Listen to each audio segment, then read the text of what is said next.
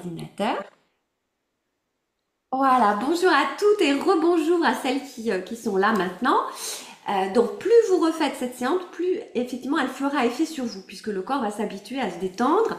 Donc au programme, on va avoir un temps de relaxation, ce que j'appelle la pause mentale, prendre le temps de se détendre. On va parler d'ancrage.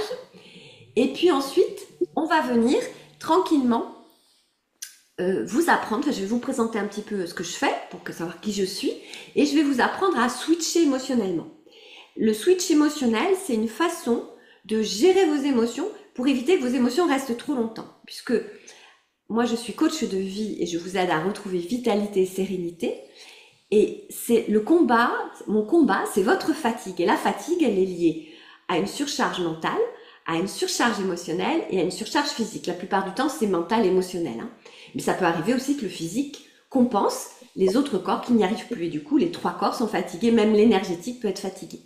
Donc moi, je vais agir sur les quatre corps. Aujourd'hui, le combat que j'ai choisi, le thème que j'ai choisi, c'est l'émotion. Parce que nous, les hypersensibles ou sensibles, ou les émotives, si on est fatigué, on est encore plus émotive.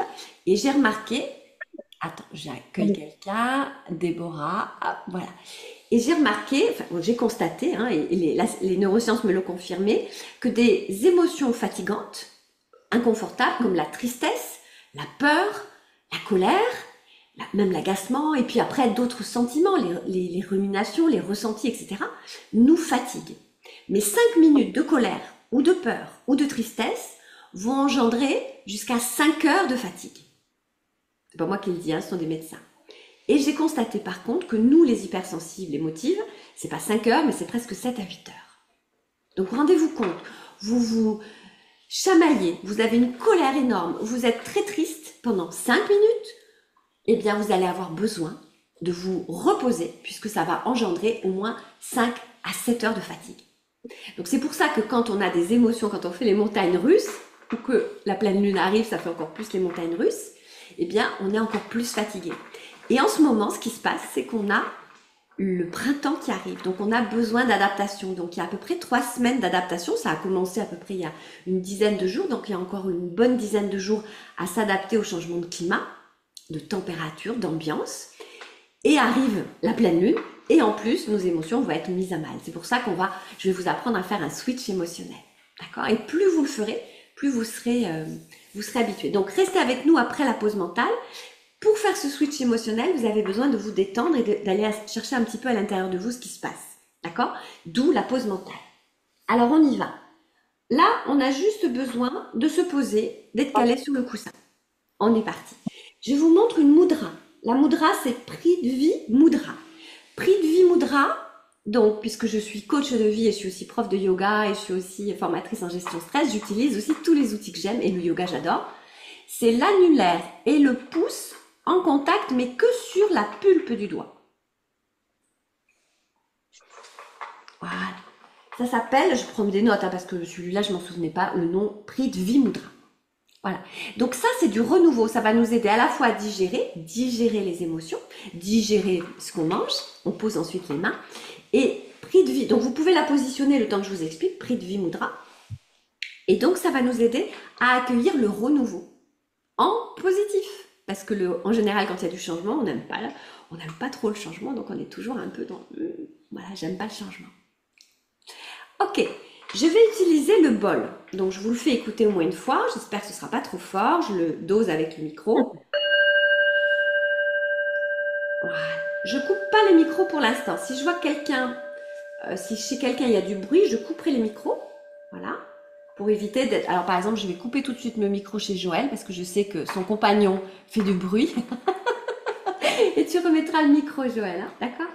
Voilà, donc je vais utiliser le bol au début et à la fin de la séance, d'accord? On va utiliser Prix de vie mudra. Et ensuite, j'ai juste besoin que vous soyez attentifs. On va respirer en essayant de respirer par le ventre. Donc pour celles qui ne sont pas très habituées à respirer par le ventre, vous pouvez placer, même en ayant votre mudra, sur votre nombril.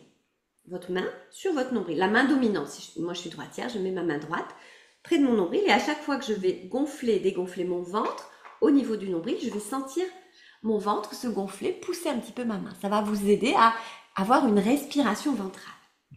Allez, on est parti. Là, c'est à peu près entre 10 et 12 minutes de pause mentale que vous pourrez refaire et refaire pour accueillir de façon plus douce la pleine lune pour que ça vous perturbe moins. Allez, on est parti.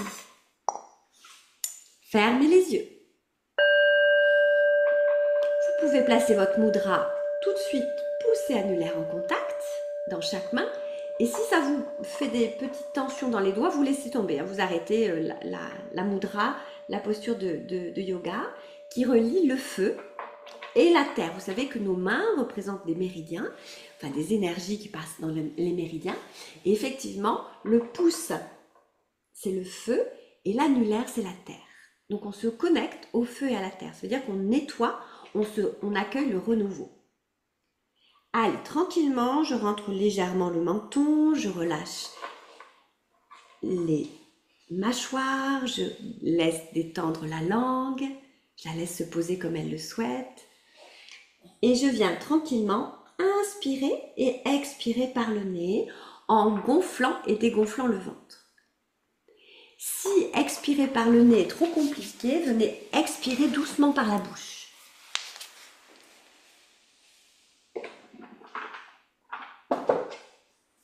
Expirez délicatement par la bouche en faisant comme un petit cercle, tout doucement, comme si vous aviez une paille au niveau de la bouche. C'est trop compliqué de respirer par le nez, d'expirer par le nez. Pour celles qui ont envie de respirer au niveau ventral, la meilleure des respirations, n'hésitez pas à placer votre main devant le nombril pour faire gonfler doucement votre bas-ventre, votre nombril, à l'inspire et à l'expire.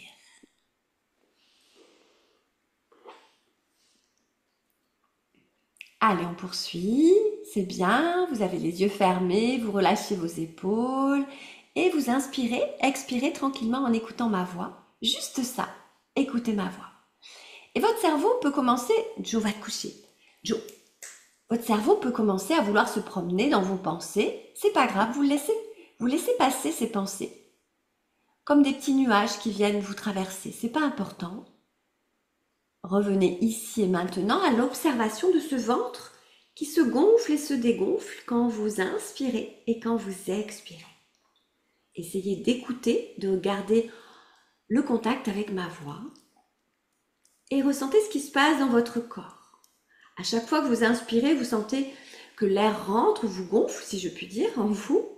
Et à l'expire, vous sentez que vous vous détendez, que les épaules se détendent, le ventre se relâche. Les muscles du visage se détendent, le dos se détend, vos hanches, vos jambes, toutes les parties de votre corps se détendent. N'hésitez pas à bouger si vous avez besoin d'être mieux installé, de vous allonger si vous voyez que c'est difficile d'être assise. Ou si vous préférez vous caler contre un coussin, contre un petit mur, un petit meuble, pour avoir le dos soutenu. N'hésitez pas à bouger pendant cette séance pour bien vous installer.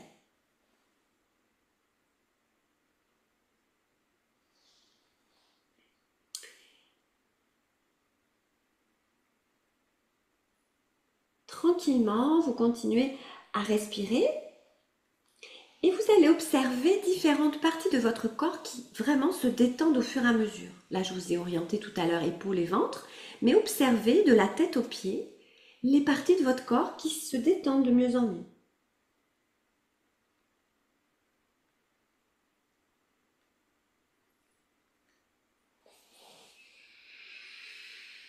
Voilà, très bien. Donc moi, je sens que mes hanches se détendent, je sens que mes sourcils, mon front se détend. Observez, essayez de vous amuser à être votre observatrice à l'intérieur de vous et d'observer les zones qui commencent à relâcher, à se détendre. Voilà, je vois que quelqu'un se couvre, n'hésitez pas, si vous vous sentez un peu le frais arriver, n'hésitez pas à mettre un petit plaid, à bouger pendant votre méditation, votre relaxation. Je coupe le son pour certaines personnes parce qu'il y a un petit peu de bruit. Voilà, bienvenue à celles qui nous rejoignent. On est assis ou allongé et on a commencé par inspirer et à expirer par le nez tranquillement.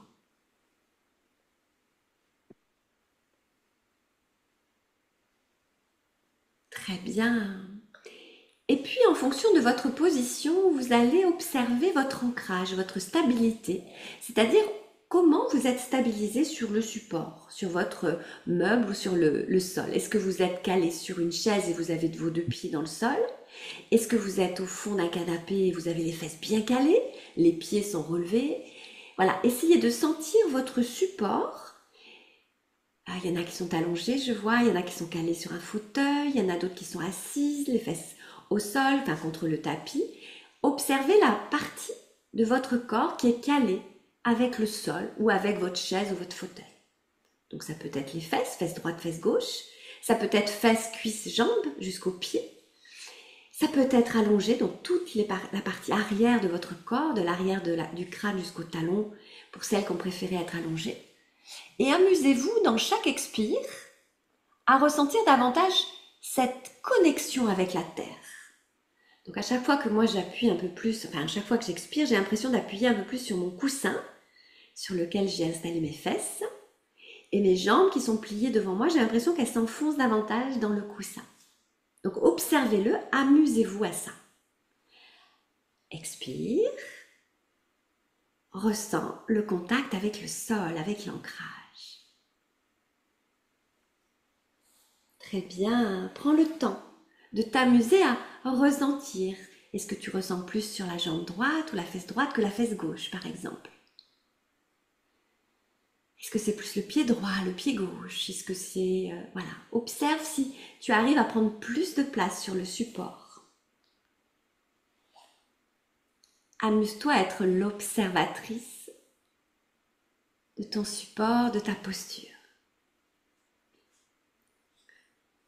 Tout en respirant tranquillement, à l'inspire par le nez, à l'expire par le nez ou par la bouche.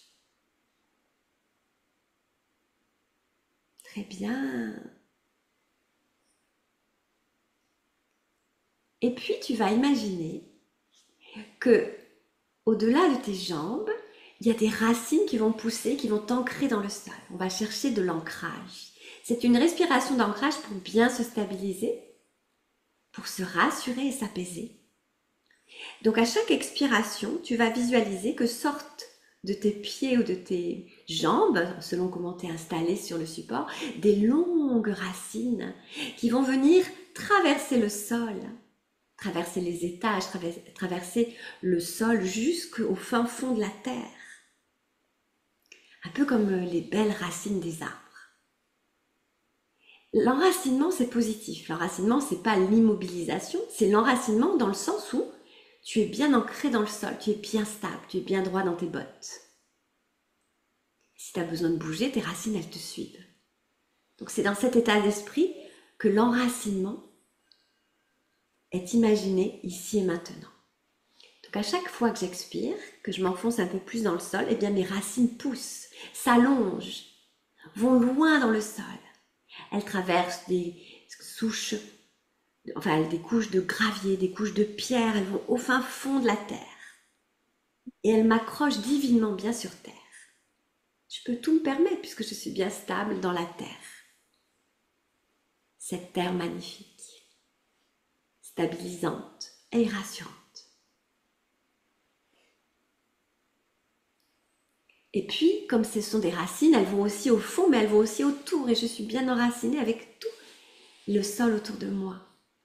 Les racines, elles vont un peu vers l'avant, un peu vers l'arrière. Et je suis bien comme ça connectée.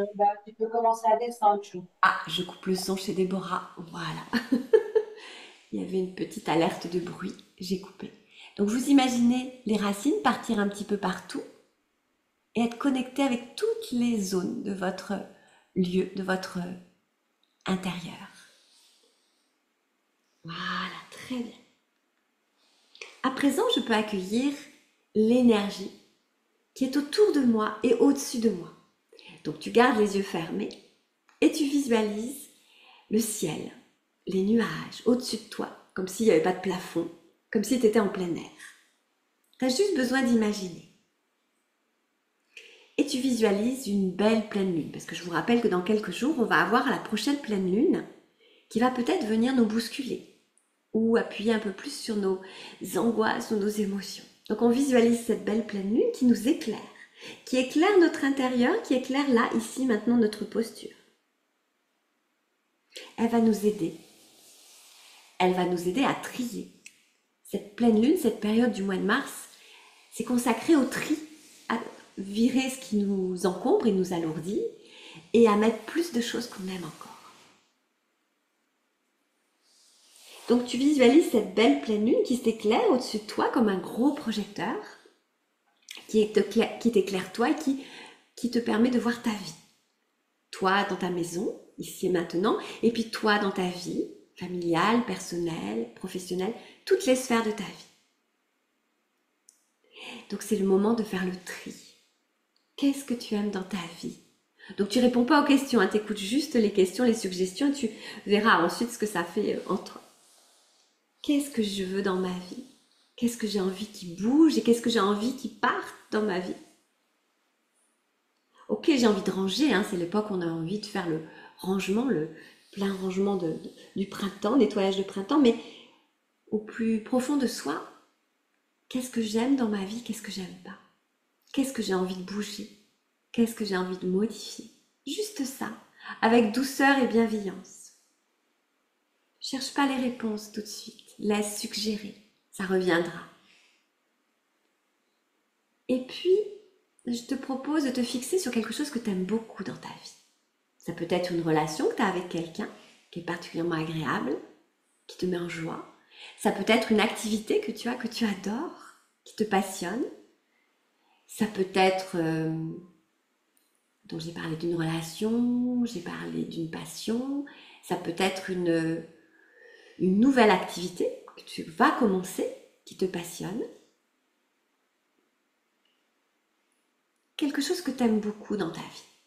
Ou un lieu que tu aimes. Et tu vas t'imaginer soit avec cette personne, soit en train de faire ce que tu aimes, ce qui te passionne, ou soit être dans le lieu que tu aimes beaucoup. Et tu vois toujours cette pleine lune au-dessus de toi, et toi dans cette partie de toi que tu aimes tant, dans ta vie. Et là, tu profites un maximum de tous les détails de cette activité ou de ce lieu ou de cette relation qui te fait tant de bien. C'est une ressource. Donc, tu vas venir observer l'ambiance et surtout à l'intérieur de toi, l'ambiance que ça te procure en toi. À chaque inspiration, tu vas te gorger de cette énergie positive, de ce moment agréable, de cette excitation, de cette animation que ça provoque en toi. Et à l'expire, tu diffuses partout cette belle énergie. Tu fais ça au moins sur 3-4 respirations. Je vais te laisser faire et je vais me taire pour que tu sois concentré sur ce lieu, sur cette relation ou cette activité.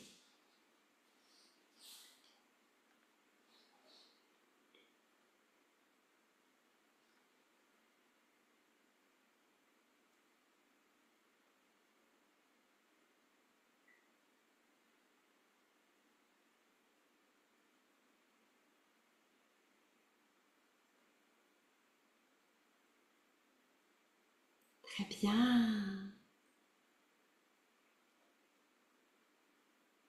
Bravo. Reste tranquille, les yeux fermés. Reviens à une respiration normale, sans mettre d'intention dessus. Visualise de nouveau ce souvenir ou cet état d'être que tu aimes dans ta vie, soit la relation, soit le lieu, soit l'activité. Et tu fais un peu comme une carte postale. Tu réduis cette sensation et ce souvenir ou cette partie de ta vie que tu adores et tu vas la mettre tout doucement à l'intérieur de ton cœur. Et tu vas revenir progressivement dans les sensations du début de la séance, les jambes calées sur le fauteuil ou les fesses calées sur l'assise, les jambes dans le sol. Voilà. Tu reviens à ici et maintenant. Et tu vas écouter ta respiration. À l'inspire, il y a un son. À l'expire, il y a un autre son. Essaye de t'amuser à écouter le son de ta respiration.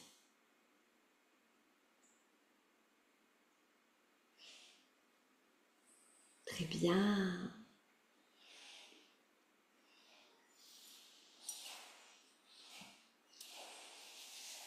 Puis tu vas te concentrer sur le son du bol.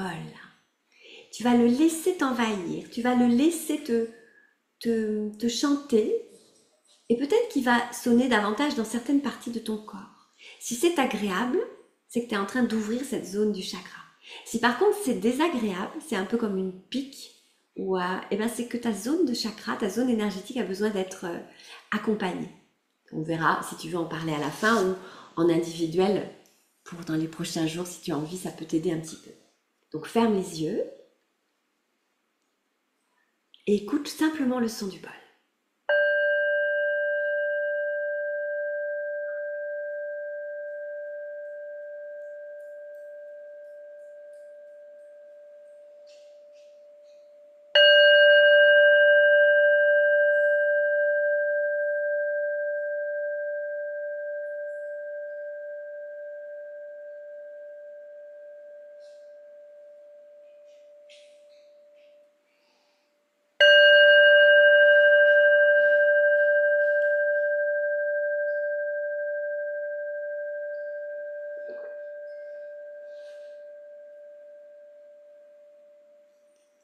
Gardez les yeux fermés et écoutez ce qui se passe à l'intérieur de vous maintenant. Observez comment est votre corps. Est-ce qu'il y a encore des zones de tension ou d'inconfort dans votre corps? Si c'est le cas, sur la prochaine expiration, détendez cette zone volontairement, comme si vous demandiez à cette zone de respirer, de se détendre sur l'expiration. Ça peut être une jambe, une épaule, une partie du dos. Essayez de l'aider à se détendre. Et observez comment va votre corps physique. N'hésitez pas à bouger. Puis observez la zone du cœur. Dans quelle humeur vous vous trouvez à l'instant? Comment vous vous sentez? Est-ce que vous vous sentez neutre? Pas forcément d'émotion, de ressenti? Ou au contraire, vous êtes plutôt en joie, apaisé, ou un peu agacé, énervé? Observez, écoutez.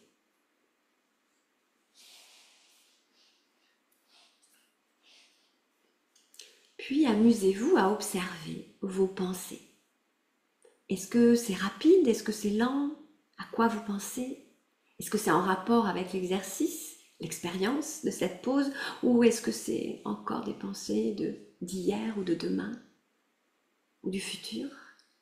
Juste observez comment vos pensées cavalent. Si c'est agréable, confortable ou plutôt ennuyeux, fatigant.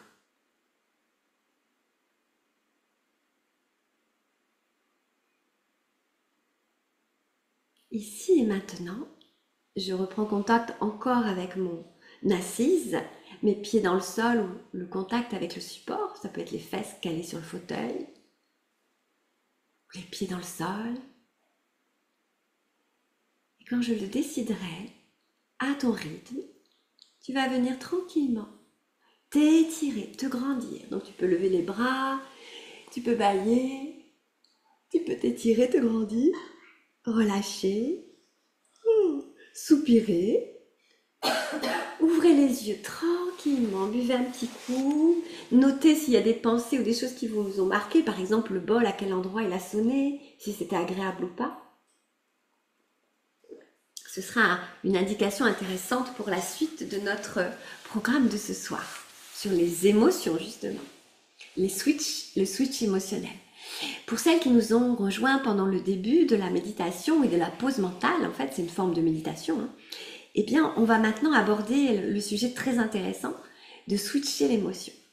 Quel est le mot qui vous vient suite à cette petite expérience de quelques minutes de pause mentale, de pause émotionnelle? Qu'est-ce qui vous vient comme mot? Câlin pour le chien. Vous pouvez le dire en remettant le micro ou vous pouvez chatter dans le chat du Zoom si vous avez envie. Et bonjour à Girard. Girard, je ne sais pas qui c'est, Girard. Il y a certainement un prénom. Bonjour à Déborah. Non mais Déborah, vous étiez déjà arrivée. Il y a des personnes qui se sont joints un petit peu plus tard après. Quel est le mot qui vous vient? Alors, il y a des messages. Qu'est-ce qui te vient comme mot, toi? Tempérance. Tempérance. Oh, c'est joli. Ouais. Ouais, c'est rigolo. Relax. Bon, pas mal. Relâchement. D'accord. Ok, c'est pas mal. Ok, très bien. Est-ce qu'il y a d'autres mots? Vous pouvez mettre le micro si vous avez envie. Le mot qui vous vient. Juste ça. C'est de ce donc, voilà, sérénité. Ah, calme. Ok, calme. Calma. Ah bon, c'est pas calme, c'est calma. Cathy, tu rajoutes des A. Calma. C'est Moudra, calma. Donc cette séance, n'hésitez pas cette séance à la refaire. Juste la partie, vous démarrez au début de la pause mentale et vous la refaites. Là, avec l'arrivée de la pleine lune, vous allez voir, ça va vous aider à vous apaiser. Et plus vous la ferez, plus elle va vous permettre de mieux dormir, de mieux accueillir les changements et les énergies. Je suis shootée. Cathy, tu es shootée. Au naturel, c'est la pause mentale qui te shoote. Bon, super. Ok, n'hésitez pas à partager. Alors, pour celles, parce qu'il y a quand même quelques têtes nouvelles et je suis tellement contente d'avoir aussi des têtes nouvelles, des têtes connues, des têtes nouvelles. Je vais juste un petit peu présenter mon parcours. C'est important de savoir à qui on a affaire lorsqu'on se confie un peu ou lorsqu'on partage des connaissances. Alors, donc, je m'appelle Gabrielle là devant, je suis coach de vie, je suis également professeure de yoga. Donc, j'ai démarré par une enfance un peu chaotique, puisque bon, chez nous, c'était pas très cool au niveau de l'enfance. J'avais un papa violent, une maman qui me protégeait pas trop. Et du coup, je me suis plus réfugiée chez ma grand-mère, qui, elle, par contre, était bien branchée déjà au niveau de la nature, de l'écoute, de toutes ces énergies-là. Et ça m'a passionnée et je pense qu'elle m'a apporté beaucoup, beaucoup d'amour. Ensuite, j'ai été intéressée par les arts martiaux, le yoga. Ouais, j'ai eu plein d'envie de me bouger. Et puis, j'ai fait des études de psychologie à la fac de médecine à Bordeaux 2. Puis, j'ai conseillé... Bon, j'ai pas fait psy parce que je voulais pas rentrer dans ces cases-là, ça me plaisait pas. Et quelques temps après, mon premier métier, ça a été de conseiller des entreprises, d'aider les entreprises à mieux se faire connaître, à aligner justement, c'est une forme d'alignement, à aligner leur communication avec leurs valeurs. Puis, j'ai fait plusieurs jobs, mais celui-là, ça a duré quand même 16 ans. Et après, j'ai dirigé une entreprise jusqu'à 40, enfin presque 39 collaborateurs. Dans la région Occitanie, on avait jusqu'à 4 magasins. Donc, j'ai fait ça pendant près de 11 ans. Et puis, j'ai eu moi-même un burn-out, une grosse fatigue. Et là, je me suis rendu compte que il n'y avait pas grand-chose. Enfin, il n'y avait pas une thérapie ou un coaching spécifique pour les gens fatigués, en fait. Parce que quand on est fatigué, c'est tous nos corps qui sont fatigués. Quand on arrive à un point presque de burn-out ou de relâchement total ou presque de dépression, à plus pouvoir dormir, eh bien c'est qu'en fait c'est de la fatigue très profonde, mais qui n'est pas qu'une fatigue physique, surtout pas physique d'ailleurs en général, c'est plutôt émotionnel et nerveuse. Isabelle, elle est comme Cathy, elle est coachée, shootée, pardon. Joëlle, elle est calme, ok. Ensuite, donc, quand j'ai vécu ce moment difficile, je me suis dit, il n'y a pas quelqu'un qui fait ces 3 corps.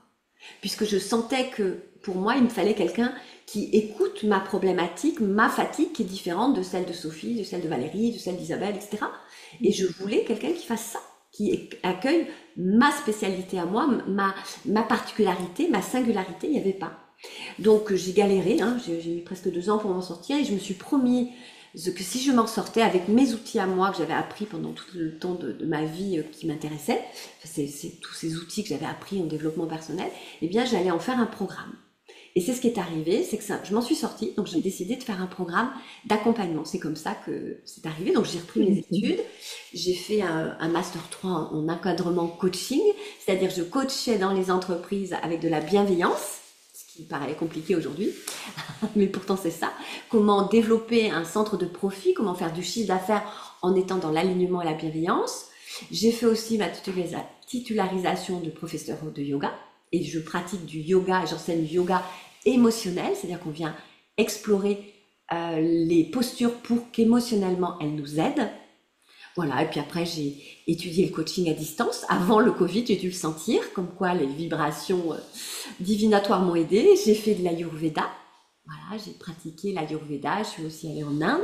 C'est la médecine de l'Inde, la médecine qui prévient et qui considère le corps dans sa globalité, pas juste un corps physique, un corps mental, un corps émotionnel. La médecine indienne réunit les trois corps. J'ai étudié les neurosciences, parce que je suis passionnée par ce que le cerveau peut nous permettre. Je suis formatrice en gestion stress, émotion, posture de dirigeant. Et j'étudie l'IA, l'intelligence artificielle, pour pouvoir effectivement proposer des outils de plus en plus intéressants avec cet outil qui est magnifique, parce que j'adore l'ancestral, les philosophies, etc., le bouddhisme, taoïste, et j'adore la modernité, donc je trouve ça hyper intéressant de vivre sur ces tableaux-là, avec modération et équilibre, bien sûr. Voilà, ça c'est pour la petite histoire. Est-ce qu'il y a des questions là-dessus? Ok, allez, on continue. Je parle juste un petit peu de ça pour que vous compreniez comment j'en suis arrivée à vous enseigner en quelques minutes le switch émotionnel, d'accord? Je ne vais pas rester longtemps là-dessus. Et puis après, à la fin du switch émotionnel, je pourrai vous donner je vous donnerai quelques informations et quelques propositions et surprises. Alors, je regarde ce qu'il y a. Un parcours passionnant. Merci pour ce partage. Merci Marie-Pierre. Aujourd'hui, comment j'accompagne? Comment j'ai identifié mes accompagnements? Même s'ils sont individuels et sur mesure, il y a 4 points qui sont très importants et vous allez les comprendre puisque ça relie nos corps également. En fait, le premier carré en haut à gauche, alors Valérie, si tu veux venir près de moi, parce que j'ai préparé des slides et toi tu les vois pas. Si tu veux venir avec ton petit coussin, comme ça tu verras aussi le visuel. Voilà. Donc en fait, en haut à gauche, voici Valérie, qui est la seule à être là aujourd'hui en présentiel. Bonsoir à tous. Qui est élève de yoga et qui voisine, et voilà, qui m'a dit ben moi j'ai envie de venir, donc elle est là. Donc elle me tient compagnie quand je vous ai vous devant moi en visio. Voilà. Alors en fait, en haut à gauche, tu vois le premier, on va dire pilier de mes accompagnements, c'est celui du chaudron. En fait, j'ai imaginé un chaudron. Alors soit on est dans le chaudron, soit le chaudron est dans nous, mais ça revient au même. C'est le chaudron qui représente l'énergie, la vitalité, la globalité de ce qui va nous donner de l'énergie. D'accord? Donc, on pourrait plus l'imaginer en imaginant qu'on a un gros chaudron de vitalité. Et là, c'est vous apprendre, puisqu'on est toutes différentes, à colmater le chaudron pour pas qu'il y ait des fuites. On a des mangeurs d'énergie, on se bouffe nous-mêmes de l'énergie, on se fatigue soi-même, mais c'est personnel. Donc, c'est comment trouver les mangeurs d'énergie, comment se protéger. Donc là, le switch émotionnel va vous aider puisqu'on va venir ouvrir sur des émotions confortables, puisque les émotions inconfortables nous font perdre de la vitalité. J'espère que je ne suis pas trop technique, mais c'est ça en fait qui est important. Donc pour les personnes que j'accompagne, il y en a ce soir, puisque aujourd'hui c'est ouvert et aux coachés et à des invités connus et puis des fois pas connus. Donc c'est bien parce que comme ça vous allez apprendre des choses aussi. Et donc en fait, chacune de nous, on a la possibilité de se protéger, de maintenir notre énergie. Mais comme on est toutes différentes, c'est à nous de trouver notre chaudron. Ce qui nous fait du bien, ce qui nous fait perdre notre énergie.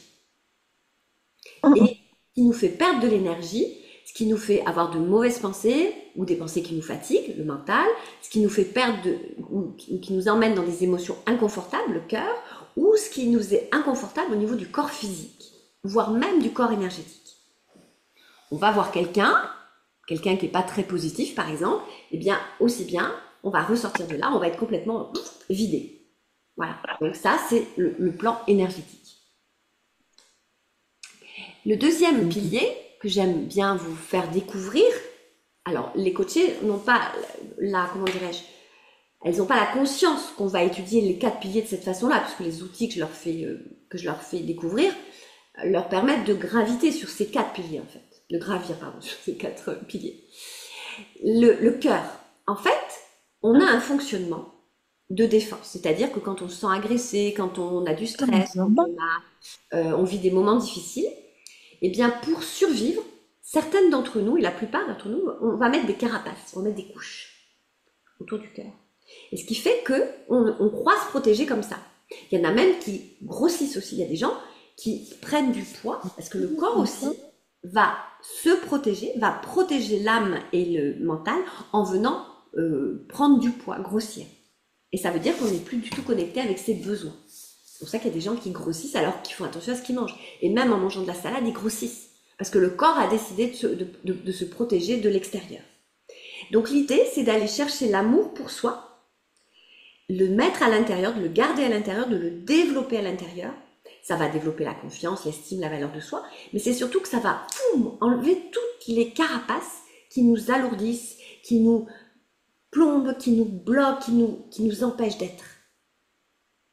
Voilà, et on a toutes des carapaces différentes. Il y a des gens qui vont mettre la culpabilité comme carapace, c'est-à-dire à chaque fois que ça va pas bien, il y a une petite voix qui dit ouais, il faut que tu fasses ci, il faut que tu fasses ça. Il y en a d'autres qui vont passer dans la colère, l'énervement. Il y en a d'autres qui vont passer dans l'agressivité. On met des formes de défense, ou de la fuite, ou de la non-communication, ou je boude, etc., etc. On a toutes des fonctionnements différents. Et c'est aller chercher le fonctionnement qui convient. Le troisième pilier, qui est très intéressant aussi, c'est celui en haut à droite avec le ciel et la terre, c'est d'aller chercher notre alignement. On pourrait parler d'épanouissement. Comment veux-tu retrouver de la vitalité si la personne que tu côtoies ne te fait pas bien, si ta vie ne te plaît pas, si ton travail ne te plaît pas, etc. Donc comment faire pour chacune des sphères de ta vie, trouver ton alignement sans tout changer, parce que tu peux pas tout changer, tu peux pas mettre ton homme dans un placard, tu peux pas changer de boulot tout de suite, tu peux pas peut-être pas mettre tes enfants non plus au placard. Bon voilà, comment on fait? Comment on fait pour s'aligner quand ça nous plaît plus? Je te fais rire, Joël, avec le mec au placard ou les enfants au placard? C'est ça qui me fait rire. Mais oui, mais parce qu'à un moment donné où j'étais fatiguée, j'aurais eu envie que tout s'arrête, tu vois, j'aurais envie d'appuyer sur pause. Tu sais, à l'époque du magnétoscope, j'appuyais sur pause, et puis que tout le monde se fiche pour que moi je me repose un peu, tu vois. Mais c'est pas possible, ça marche pas, ça. Tu vois.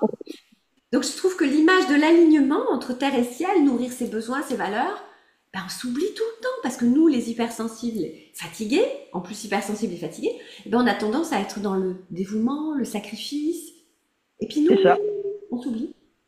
Et du coup, on est désalignés, on fait des choses qui nous plaisent pas, on se retrouve dans des situations qu'on ne voulait pas, parce qu'on a voulu faire plaisir, puis du coup, on est devant les gens et on n'est pas bien, et puis on ne sait pas comment faire, et on se bouffe de l'intérieur. Par contre, quand on est dans l'alignement, la joie revient, l'étincelle revient, l'envie revient, tout est beaucoup mieux. Trouver cet équilibre-là. Et le dernier, en bas à droite, et après on en finit là-dessus et on va passer au switch émotionnel. En bas à droite, c'est être capable, c'est-à-dire que je vais vous accompagner, je vous enseigne, et c'est ce que je trouve le plus passionnant en fait, l'autonomie de votre développement personnel. Ça veut dire quoi? Ça veut dire que je vous apprends à être responsable de ce que vous ressentez. Il y a deux bonnes nouvelles, c'est que vous êtes responsable des belles choses dans votre vie et vous êtes responsable des choses moins agréables dans votre vie. Mais c'est deux bonnes nouvelles, ça veut dire que vous pouvez les switcher. Puisque vous êtes responsable, alors pas de tout. J'ai pas dit qu'on était responsable d'une catastrophe, d'une maladie. Je dis qu'on participe quand même à ça. D'accord? Donc, c'est une bonne nouvelle parce que ça veut dire qu'on peut agir. On peut changer des petites choses pour que notre quotidien ordinaire devienne extraordinaire et surtout qu'on devienne des guerrières, mais plus dans le combat, plus des guerrières qui se battent, mais des guerrières dans la douceur, que ce soit fluide. Si vous êtes obligé de vous battre, si chaque jour vous dites je me bats, je me confronte, je me débat, c'est que vous êtes dans une bataille et que ce n'est pas fluide, c'est que vous n'êtes pas aligné, vous n'êtes pas en amour et vous n'avez pas la vitalité qu'il vous faut. Donc les gens que je coach, ce sont des guerrières et des guerriers qui deviennent petit à petit des guerriers et des guerrières sans armes, des déesses et des dieux en fait. C'est-à-dire qu'ils ont trouvé la plénitude en eux. Ils n'ont pas besoin de batailler. Ils ont besoin d'agir, oui, mais pas dans la bataille. Et du coup, la personne qui est accompagnée dans ces cas-là, c'est fluide, elle va comprendre ce qui se passe en elle, et grâce aux outils que je vais lui enseigner, elle va grandir avec ces outils, et elle va être autonome avec ces outils. Un bon coach, c'est celui à qui on dit au revoir. J'adore Valérie, mais à un moment donné, je veux plus que Valérie elle vienne me voir. Sinon, ça veut dire que j'ai pas fait mon boulot. Voilà, pour revenir au yoga un petit peu. Voilà. Est-ce qu'il y a des questions sur ces 4 piliers avant qu'on passe au switch émotionnel?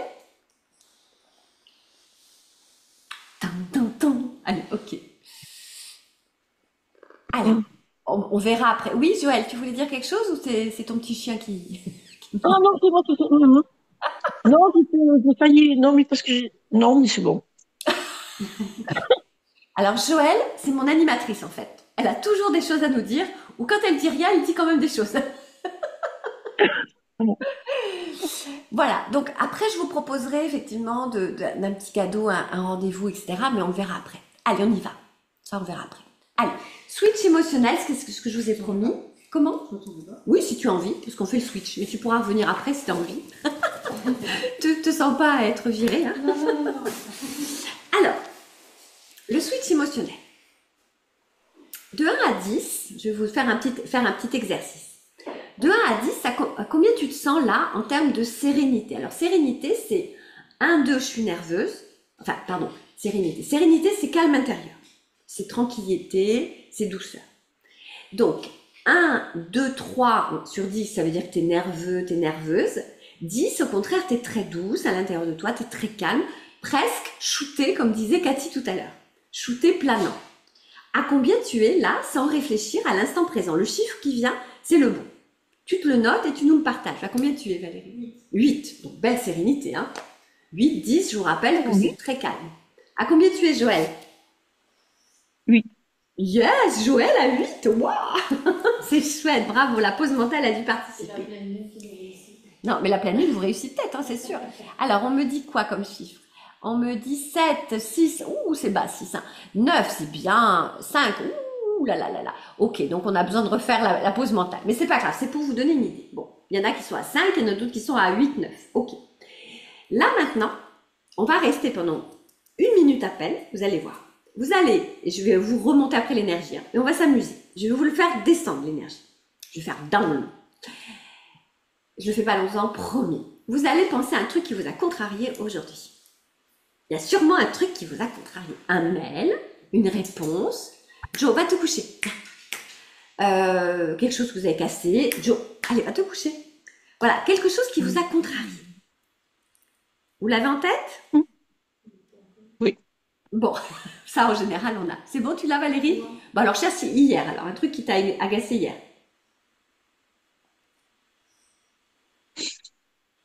Ça y est, tout le monde là? Bon, très bien. Vous fermez les yeux quelques instants et vous vous remettez dans cette ambiance quand vous avez reçu l'information. C'est bon, t'as trouvé Valérie? Bon. Tu te remets dans l'ambiance de cette contrariété. Qu'est-ce que ça fait en toi? Pourquoi ça te contrarie? Qu'est-ce que t'aurais aimé? Et c'est chiant. Oh, et pourquoi? Et qu'est-ce que tu pourrais faire? Mais zut, et qu'est-ce que ça a comme conséquence? Bon, voilà. Tu restes dans cet état-là, de 1 à 10 en termes de sérénité. Est-ce que ça a changé? Pose-toi la question tout de suite. Est-ce que ça a changé? 1, 2, t'es nerveuse. 10, t'es hyper zen. 5. Ouf. Valérie, elle était à 8. Waouh. Vous avez vu comme ça a changé? Donc, observez le changement. Déjà, vous avez vu? Ça, c'est le switch dans votre sens. Alors, ça va pas durer longtemps. J'attends juste vos chiffres et après, on va s'amuser. 5. Alors, t'as baissé de 2 chiffres, hein? Ouais. Ah ouais, ça a baissé, hein. Ok. T'as dit combien, Joël? 3. Ah ouais, ça a baissé. Alors maintenant, puisqu'on l'a fait tout à l'heure pendant la méditation pause mentale, maintenant, vous allez revenir sur votre activité passionnante, votre relation super agréable ou le lieu magnifique. Voilà. Vous y arrivez, vous y êtes? Vous vous voyez dans votre lieu magnifique, avec la personne que vous aimez, ou faire votre job passionnant, votre activité passionnante. Regardez ce que ça provoque en vous, les palpitations, la joie, le sourire, les moments agréables, les mots doux que vous vous dites, tout le positif que ça provoque. Amusez-vous. Regardez les couleurs, regardez ce que vous faites dans cette situation, ce que ça vous apporte. Allez, prenez le temps de ressentir tout ça. Voilà. Ok. C'est bon, ça vous fait du bien? Vous l'avez? Vous êtes bien? Alors maintenant, à combien vous vous sentez en termes de sérénité? 1, 2, vous êtes nerveuse. 10, vous êtes calme, vous êtes bien, vous êtes... Ouh, tout va bien. À combien t'es? 8, 9. Waouh, on est remonté. Bon, attends, c'est pas fini, hein. Ok, alors, il y a des personnes, et super, merci Sylvie de nous partager. J'ai pas de changement. Alors, il y en a toujours une à qui ça arrive. Bon, voilà, c'est Sylvie ce soir. Il n'y a pas de changement. Alors, est-ce que tu es allé bien dans le truc qui t'a contrarié? Est-ce que tu te l'es bien remis en tête? Voilà, c'est juste ça. Et le refaire. Tu t'amuseras à le refaire, Sylvie. Donc, vous avez constaté que c'était remonté. D'accord?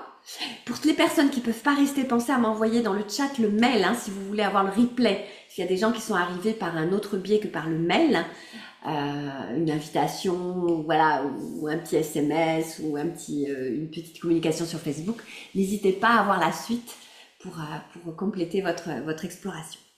Alors, comment on fait un switch émotionnel? Est-ce que vous l'avez compris déjà, le switch émotionnel qu'on a fait là, en direct? Ouais. Qui c'est qui peut me décrire ce que j'ai fait? Est-ce que quelqu'un a envie de le décrire?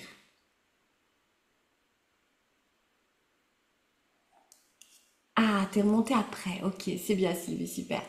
Est-ce que quelqu'un veut l'expliquer ou le décrire? En fait, tu fais appel à nos sens. Ouais. Il y a quelqu'un qui dit la visualisation, c'est ça? La visualisation, les sens, aux émotions. Émotion. Parce En fait, que- tu relis les corps, c'est-à-dire que ouais. tu pars d'un souvenir, de quelque chose qui t'emballe, toi, donc c'est sur mesure. Tu vois, c'est pas, vous êtes au bord de la plage, il y en a qui n'aiment pas l'eau, voilà, tu vois. Donc, et puis c'est quelque chose de personnel qui t'excite toi, c'est-à-dire que t'es oui, c'est une visualisation positive et une visualisation négative, mais c'est surtout ce que toi tu ressens à l'intérieur, la scène, ce que ça provoque en toi, ce que tu visualises, ce que tu ressens. Donc on relie, c'est l'exercice on relie hein, d'alignement dans le positif. Et on fait comme un ancrage, c'est-à-dire qu'on va aller chercher ce positif dans toutes les cellules de notre corps, puisque rappelez-vous, comme je vous l'ai dit tout à l'heure, donc c'est une forme de PNL, de programmation neurolinguistique, pour ceux qui sont un petit peu dans les sciences. Ça veut dire que tout à l'heure, je vous ai fait inspirer l'énergie de cette situation et diffuser à l'expiration, sur 3 ou 4 respirations, je vous ai fait faire ça. Donc, on vient de le faire. Donc, c'est normal que ça rebooste très vite parce qu'on l'a bossé tout à l'heure. Mais souvenez-vous, toutes celles qui ont eu des bébés ou des enfants en bas âge, quand ils nous faisaient une crise de colère ou autre, et qu'on essayait de faire diversion, c'était un peu la même chose. Oui. C'est de la consolation. Oui, dans ce que tu as fait, Sylvie, ok, c'est consolant. Mais quand les petits, ils étaient en colère, oh regarde, il y a un avion, oh regarde, il y a un chien, oh regarde, on leur faisait une diversion. Et les enfants, ils sont tellement spontanés que, boum, ils lâchent tout, ils lâchent le chagrin, la peur, et hop, ils partent sur autre chose. C'est une forme de diversion. On pourrait même aller jusqu'à dire de manipulation, mais c'est pas grave. On peut aller pour manipuler pour se faire du bien, je trouve ça très bien. C'est un terme qui est un peu fort, mais c'est pas grave. Donc le switch émotionnel, c'est ça. C'est apprendre à changer d'émotion. Imaginez, vous êtes un peu morose ce matin, on est un matin par exemple, un peu tristounette, voilà, vous n'avez pas grand chose à faire. Et à ce moment-là, quelqu'un vous appelle en vous disant, écoute, prépare tes valises, je t'emmène à New York, wow, un super cadeau qui arrive. Vous allez être super enthousiaste, surtout s'il n'y a aucun problème. Je veux dire, vous pouvez partir, vous pouvez lâcher le travail tout de suite, voilà, la personne résout tous les problèmes. Vous allez voir, vous allez switcher également, sauf si vous êtes vraiment patatrac, hein, trop fatigué. Mais tu vois, ça peut te sortir de cette torpeur en fait. Donc, alors après, il faut un petit miracle, un matin, quelqu'un vous appelle, allez, je t'offre un décollage pour New York. Bon, c'est pas tous les jours que ça arrive, j'avoue que ça m'est pas arrivé personnellement. J'attends toujours que ça n'arrive pas. Donc je vais m'offrir mon voyage à New York. C'est déjà fait, c'est bon, c'est fait ça. Mais je me le suis décidé. Gabrielle, Oui, Joël. je m'excuse de couper. Finalement, c'est relativisé. Alors, oui, c'est une forme de relativisation, c'est-à-dire que tu vas prendre du recul, mais là, on est juste sur le switch émotionnel, c'est-à-dire qu'on passe d'un état à un autre. Et du coup, ça fait plomber ta sérénité, puisqu'on est passé d'un état, quelque chose qui t'a contrarié, à quelque chose qui te fait du bien, qui t'apporte. Par contre, ça, c'est un switch qui se fait immédiatement. Par contre, ce qui est intéressant, c'est que quand tu as senti la contrariété ou l'émotion inconfortable, c'est d'y mettre quand même des mots dessus, c'est-à-dire gérer tes émotions. Donc là, je parle surtout à celles qui sont habituées au développement personnel ou qui sont déjà coachées par mes soins. C'est-à-dire que faire le switch émotionnel, c'est très bien, mais on ne met pas son émotion sous le tapis. Imaginons, je viens d'avoir une mauvaise nouvelle, ça me contrarie. À 18h, j'ai une mauvaise nouvelle. À 18h05, je dis non, allez, j'en fais pas cas, je pense à quelque chose qui me fait du bien, j'écoute de la musique, 18h10, je suis en pleine forme. J'ai switché émotionnellement. Oui, mais qu'est-ce qui s'est passé? Je n'ai pas accueilli mes émotions. Donc moi, j'arrive à le faire dans la journée. Par contre, le lendemain, alors pas le soir, je vais éviter de le faire le soir parce que j'ai envie de bien dormir, mais le lendemain, ou dans la demi-journée qui va suivre, donc le lendemain si ça arrive le soir, ou le matin, ça va être l'après-midi, à un moment donné, j'ai été contrariée par quelque chose. J'ai eu tel mail ou telle information. Ok, je suis en énergie positive, mais je veux quand même aller voir ce qui s'est passé. Pourquoi ça m'a autant titillé? Qu'est-ce que ça me fait? Pourquoi ça me fait peur? Pourquoi ça me met en colère? Pourquoi on va chercher l'émotion dominante ou le ressenti dominant? Et je vais essayer de comprendre en quoi ça me titille un peu. Je vais mettre des mots dessus. Je vais écrire ce qui me vient. Parce que sinon, je mets sous le tapis. Et quand on met sous le tapis, le jour où ça éclate, le tapis nous pète à la figure, pour pas dire autre chose de déplaisant. On a quand même besoin, au fur et à mesure de la journée, des semaines et des moments d'émotion, on a besoin de mettre des mots dessus. Pour vous en souvenir, rappelez-vous de quelque chose.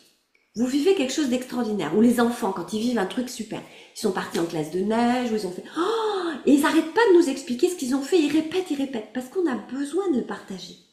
Donc les enfants sont un très bon exemple de ce qui est bon à faire, surtout les enfants qui sont plutôt à l'aise dans leur communication, des petits loulous qui sont pas timides, etc. Ils vont revenir d'une classe de neige, ils vont pas arrêter de nous saouler en nous disant tout ce qu'ils ont fait. Et ils vont nous le redire 10 fois. « Oh maman, qu'est-ce que c'était rigolo, il s'est passé ça, il s'est passé ça, puis j'ai fait ci, j'ai fait ça, là. Ouais, super, ouais. Et puis j'ai fait ça, là, là. » Et puis ils nous le répètent pendant toute la semaine. Ça arrive pas tout de suite, des fois en général, ça arrive quelques jours après, ils nous répètent ça. Eh bien, c'est la même chose. Ils sont en train de gérer l'émotion confortable et ils la font vivre, ils la font revivre, etc. Et ils ont besoin de nous la partager. Ils sont en train de gérer leur émotion confortable. Eh bien, on pourrait faire la même chose avec l'émotion inconfortable. Soit de la répéter aux autres, mais les autres, on va vite les embêter. Donc, l'idée, c'est de s'épancher là-dessus, de se parler à soi et de se dire, bon, en quoi c'est venu me titiller? Qu'est-ce que j'ai besoin de bosser là? Pourquoi ça me travaille encore? Est-ce que c'est de la jalousie? Est-ce que c'est de la frustration? Qu'est-ce que je peux mettre comme message? Parce qu'en fait, les émotions, ce sont des messages. Quand je suis en colère, ça veut dire que j'ai besoin d'une réparation. Quand je suis triste, j'ai besoin d'être rassurée ou d'être plutôt dans la joie. Quand j'ai peur, c'est pareil. La peur, c'est une forme de besoin d'être rassurée profondément. Quand j'ai des ruminations, j'ai besoin de poser ses pensées. Valérie, elle joue avec le chien pour s'en débarrasser, mais ça marche pas. Le chien revient avec le joujou. Il est collant avec toi. Voilà, chaque émotion, chaque ressenti, chaque inconfort a besoin d'une réponse. Et c'est à vous de la trouver. Donc ça, c'est de la gestion d'émotions. D'accord? On revient sur le switch émotionnel. Le switch émotionnel, vous pouvez vous en servir avec les sens. Je vais vous donner un autre petit truc comme ça. Salut Stéphanie. Un autre petit truc qui peut vous aider, c'est les sens. On a les 5 sens, d'accord? Le toucher, l'ouïe, l'odorat, la vue, le goût. On a 5 sens. On a forcément, nous les hypersensibles, un sens le plus dominant. Un ou deux. Pour ma part, ça va être l'odorat et l'écoute. J'ai pas forcément une bonne oreille de musique, mais par contre, j'entends bien. Je vais reconnaître la voix sur des films ou les gens. Je vais plus les reconnaître à la voix qu'au visage, par exemple. Ou je vais ressentir des odeurs. Quand je traverse des fois des campagnes avec un vélo, je sens l'odeur d'une friture, d'un barbecue, parce que je suis gourmande. Je vais ressentir le mimosa, le lilas, tu vois, les différentes... voilà. Et à la maison, je vais sentir aussi les différentes odeurs. Les parfums des gens que je connais, je vais les reconnaître, etc. Voilà. Donc moi, je vais avoir ces 2 sens. Quels sont vos sens les plus forts? Le toucher pour toi? Il y en a qu'un de sens qui est le plus fort? Après tout, tous les autres, Ils sont forts aussi. aussi. Bon, tu choisis celui qui est le plus fort.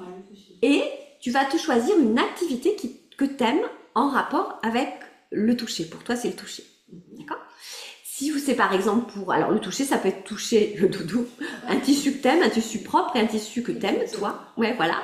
Quelque chose que t'aimes toucher, tu vois. Il y en a qui aiment toucher des plumes, il y en a qui aiment toucher des plumes, des fausses plumes, hein, mais du doudou, de l'oreiller, du doudou, la feutrine. Il y en a qui vont aimer, pour ceux qui ont le sens de l'odorat, qui vont aimer certaines huiles essentielles, certains parfums.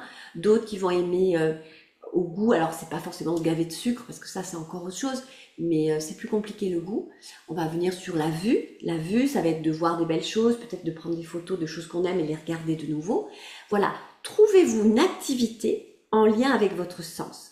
Pour l'écoute, c'est génial, la musique, les musiques qui vous transpercent, les musiques ou le son d'un instrument. Moi, le piano, voilà, le piano me fait beaucoup de bien. Plutôt dans le classique, tu vois. Et si je suis un peu mélancolique, un peu triste, et ben si j'écoute du piano un peu dynamique, tu vois, un morceau un peu vivant, un petit peu envoûtant, ça va me faire un bien fou. Par contre, si je suis en mode un peu tristounette, ben si j'écoute une musique triste au piano, alors là, je vais au fin fond de mon émotion, hein, ça c'est clair, je vais faire la diva. Oh, voilà, donc amusez-vous avec vos sens. Donc faites une liste. Alors, quand vous faites ça, faites-le quand vous êtes bien, d'accord? Parce que si vous êtes en émotion inconfortable, bah, vous n'avez pas vraiment une vision de tout ce qui vous fait du bien. Mais faites une liste du sens qui vous est dominant et de ce que vous aimez faire. Et vous allez, quand vous êtes en émotion inconfortable, vous pouvez vous amuser à sentir ou à voir ou à écouter ou à toucher. Hein, on va rester sur les 4. Quelque chose qui vous fait du bien. Voilà. Ou qui vous met dans une situation agréable. Et amusez-vous, vous allez voir, ça va switcher aussi. Chez moi, ce sont les odeurs qui me réconfortent. Ah, super, ok. Ouais. Bon, c'est super. Donc, c'est effectivement des odeurs. Après, il y a aussi, je sais pas, par exemple, avec un être vivant, comme par exemple le chat, la ronron-thérapie. Avoir le chat sur soi qui ronronne, là, et puis qui fait ses pattes, là, comme ça, c'est trop mimi. Ça peut faire un bien fou. Il peut y avoir un bain, on peut avoir envie de tas de choses. Hein. Le toucher, ça peut être l'eau aussi. Hein. L'eau qui coule, l'eau qui coule. Odorat et vue. Ouais, super. Ah bah alors, comme tu en as 2, tu vois, moi aussi pareil, j'en ai 2, bah, tu peux aller sur ces 2 sens.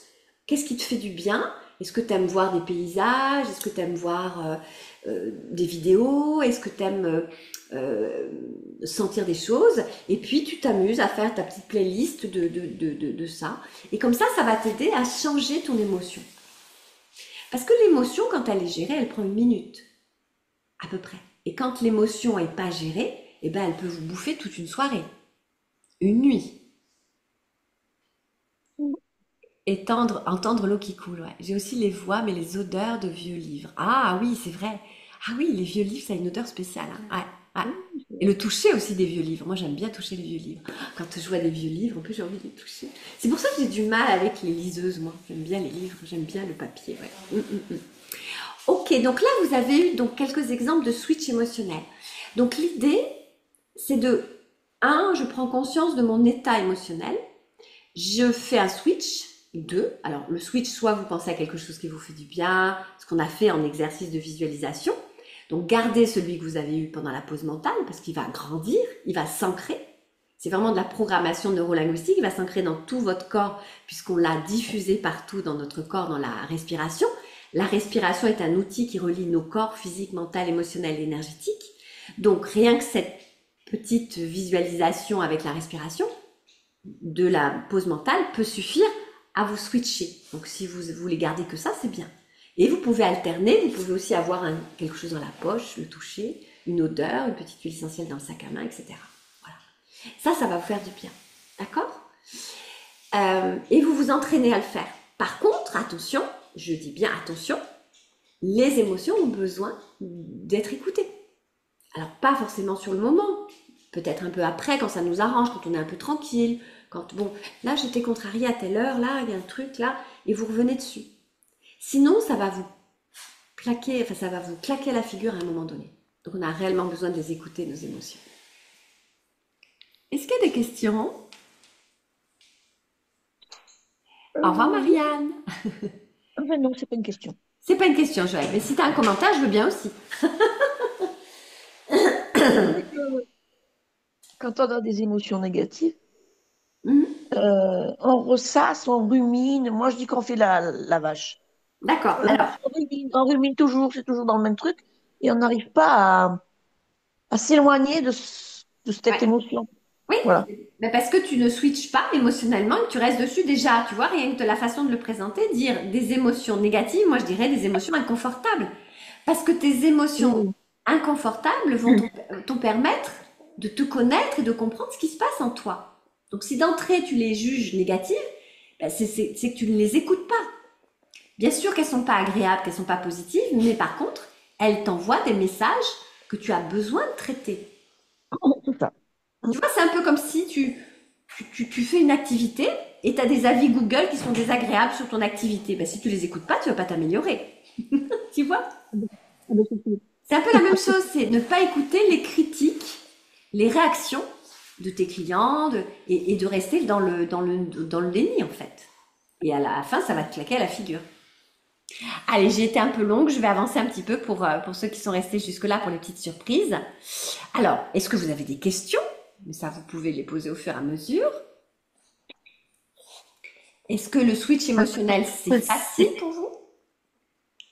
C'est Alors bon? moi, j'allais te dire justement, je trouve que c'est là où c'est le plus compliqué, c'est sur la tristesse. D'accord. Ah oui, c'est ça. Pour toi, peut-être. Ouais, pour moi, mais oui, enfin, tu vois, là, vraiment le truc profond, quoi, par rapport à quelque chose. Ouais. Ouais. Alors, parce qu'en fait, si tu veux, la tristesse, ça peut être aussi en lien avec une blessure que tu as eue, toi, que tu as, puisqu'on on a tous des blessures. On traverse toutes des blessures et c'est quasiment obligatoire Mm. pour être complètement épanoui parce que c'est grâce à ces blessures qu'on va survivre, enfin, on va les surmonter, du coup, on va grandir et en fonction de ça, on sera différent, malheureusement, hein, mais c'est comme ça. Donc, ce que tu as besoin de faire dans ces cas-là, ben, c'est un switch plus important, c'est d'accueillir et puis dans la journée ou quand ça arrive, prendre plus de temps pour te câliner. T'es un peu comme une convalescente de la tristesse, tu vois ce que je veux dire? Ouais, ouais. Et tu as besoin de plus de switch, de plus d'attention, voilà, et puis des moments de solitude et des moments de ressourcement en fait, profond. Mm. Mais tu as raison, il y a des émotions qui vont te toucher plus que d'autres. C'est sûr, c'est certain. Mm. Ouais. Donc c'est parce que tu as encore besoin de bosser un peu là-dessus et puis de fréquenter des gens positifs, justement des gens qui ne sont pas tristes et qui ne te renvoient pas à ça. Tu as besoin de te chouchouter, de t'aimer plus encore. Tu vois là, de toute façon, si on a une enfance compliquée, si voilà, et ben la tristesse, elle sera toujours en nous, la blessure, elle sera toujours en nous. Donc on est en quête d'amour permanent pour nous-mêmes.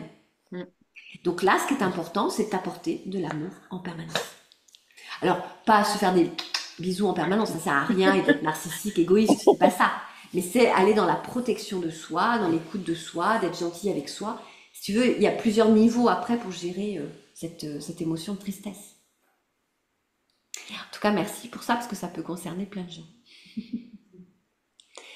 Alors, J'ai une question, oui, Joël, dis-moi, qu'est-ce que tu voulais me demander? j'ai une question par rapport à ça. Et est-ce que la dépendance affective, Ouais. c'est bien des émotions qui sont négatives par rapport à quelque chose? Alors, la dépendance émotionnelle, c'est une manière de... En fait, c'est un manque d'amour pour soi. Là où tu as raison, je te rejoins, c'est ça. C'est-à-dire qu'on ne s'aime pas suffisamment parce que ben voilà, on a été maltraité ou malmené quand on a été petit. Il peut y avoir plein de raisons de manquer d'amour. Ça peut être une enfance difficile, des traumatismes, ça peut être plein de choses plein de choses, donc qui font qu'on se sente pas assez en amour pour nous-mêmes. Donc on réapprend à s'aimer. Bonne nouvelle, on peut réapprendre à s'aimer et à s'aimer un peu plus à chaque fois. La dépendance émotionnelle, c'est lorsqu'on laisse l'autre faire notre bonheur à l'intérieur de nous. En gros, il appelle pas, il me propose pas un rendez-vous, et ben du coup, ça me met dans un état pas possible. Tu vois, c'est cette façon de réagir parce que lui ou elle n'est pas là, ne me montre pas qu'il m'aime ou n'est pas disponible en ce moment. Ben je me sens je suis plus moi quoi. C'est comme si C'est ça. l'autre me faisait moi et c'est pas bon. C'est ça être C'est quand désireux. tu, ouais, ouais, c'est quand tu mises, entre guillemets, trop sur l'autre. que ça soit dans une relation de couple ou autre, mais ouais. Oui, C'est comme si toi, t'étais pas suffisant à toi-même. voilà. Mm. Et c'est la même chose. Alors, cette dépendance émotionnelle, tu la vois pour des gens qui ne font que bosser, qui n'ont que le travail dans leur vie. Ouais. Hein. Moi, je suis passionnée par mon travail, mais j'adore faire du vélo, j'adore recevoir des amis, j'adore faire la fête, j'adore partir en voyage, en vacances. Ah, voilà. Je ne pense pas et je ne vis pas que pour le travail. Donc, je suis pas parce que c'est une forme de dépendance quand on a le trop. Comme tu as dit le mot trop, voilà, c'est ça. C'est une dépendance. Donc, quand on a une dépendance émotionnelle, ça m'arrive de coacher des gens qui ont des dépendances émotionnelles.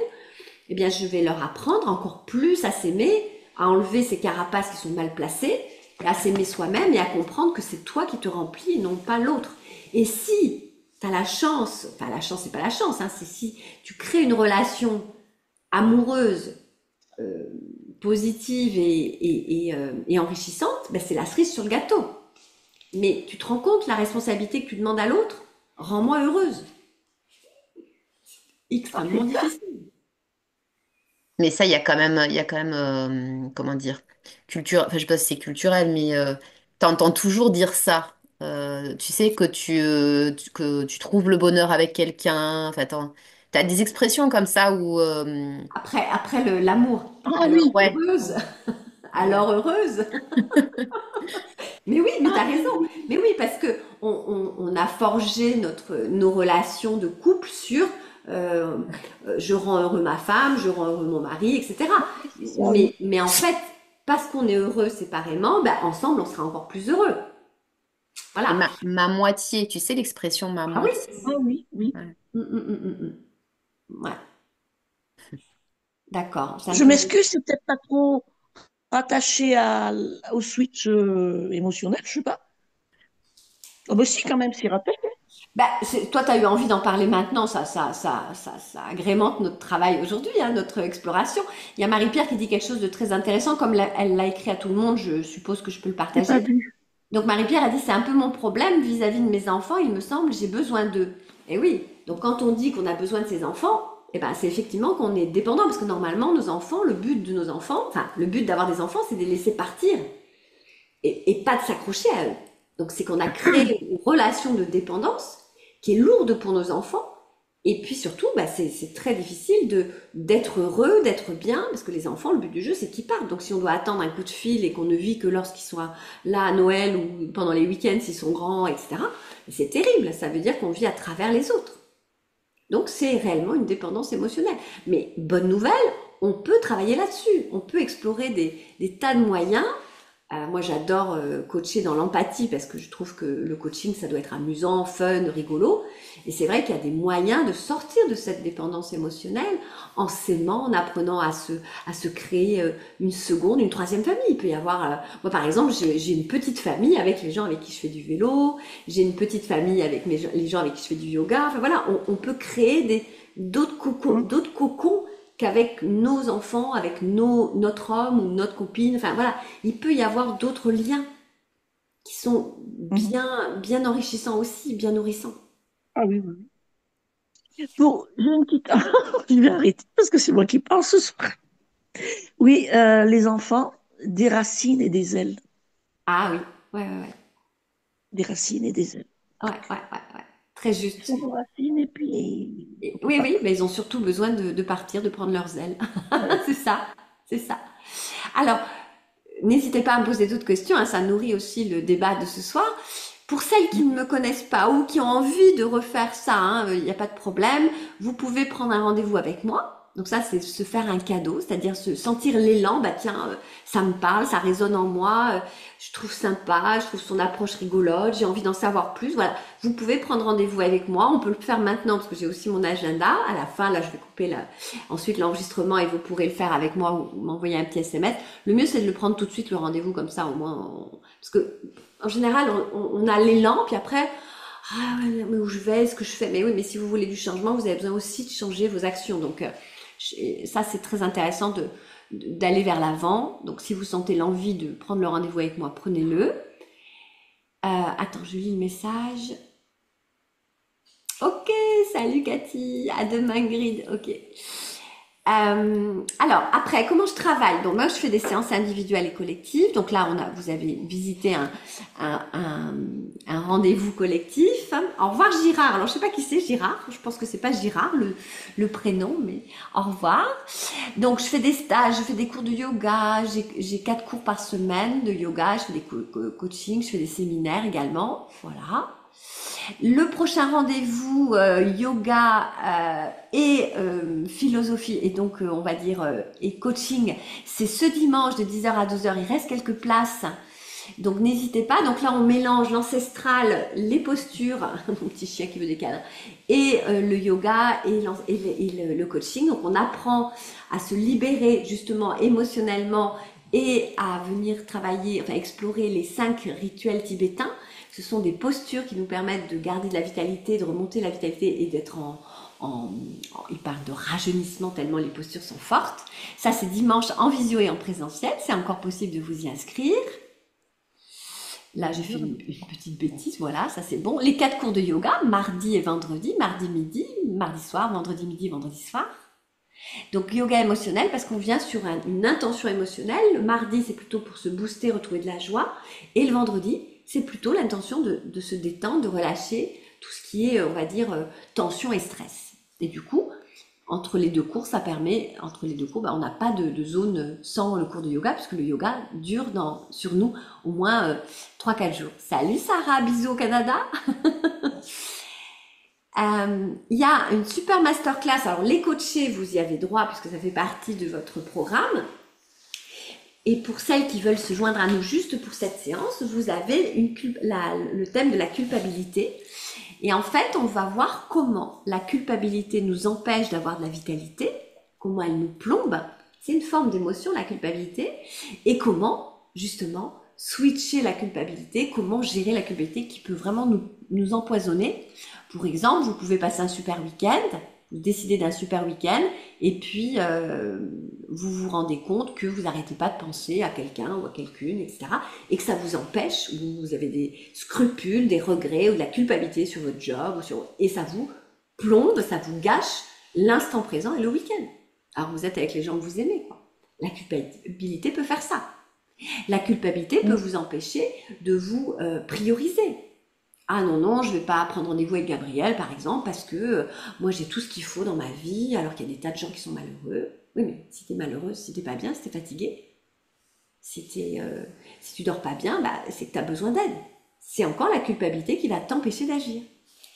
Ah oui, mais moi, je vais bien par rapport aux autres. Bon, alors, ça va, c'est pas grave. T'attends de souffrir plus et tu verras. C'est pour ça que c'est dur, ça. Voilà, ça c'est le prochain rendez-vous et c'est lundi 24 mars à 18h30. Pareil, en présentiel et en visio si vous voulez.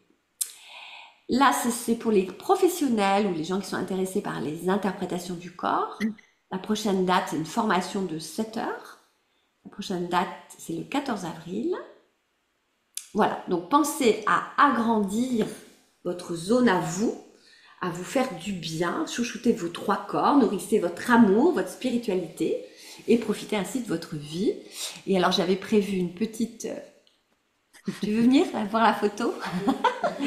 Toujours mes petits chats. Alors c'est pas le mien celui-là, mais elle fait un peu ça la mienne. Elle se met comme ça sur les papiers. Regarde, elle fait ça des fois la mienne. Et le petit texte que je vous ai trouvé, que j'ai trouvé trop mignon. Les émotions sont comme des invités. Accueillez-les, mais ne leur laissez pas vos pantoufles. Hein? C'est mignon, hein? Ouais. Alors, je vais couper la caméra, mais avant, je vous souhaite une très belle soirée pour ceux qui sont en replay. Pensez à refaire pour éviter que la pleine lune vous chahute trop, refaire la pause mentale. Amusez-vous au switch émotionnel et ensuite, si vous avez besoin d'aide ou de conseils, n'hésitez pas à me contacter. Et je vous souhaite une belle soirée. Pour les autres, restez avec nous. Voilà. Alors, j'arrive pas à arrêter.